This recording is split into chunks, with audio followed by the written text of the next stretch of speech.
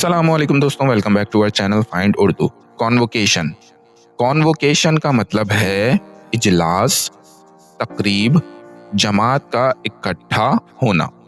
Convocation का मतलब है किसी बड़ा ग्रुप का इकट्ठा होना, खासकर जब किसी तकरीब या ऑफिशियल फंक्शन के लिए बुलाया जाए।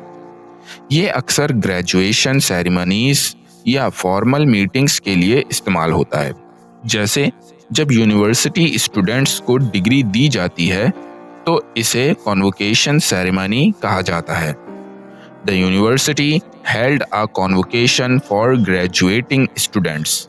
यूनिवर्सिटी ने ग्रेजुएट होने वाले तालिबे इल्म के लिए एक तकरीब मुनक्किद की।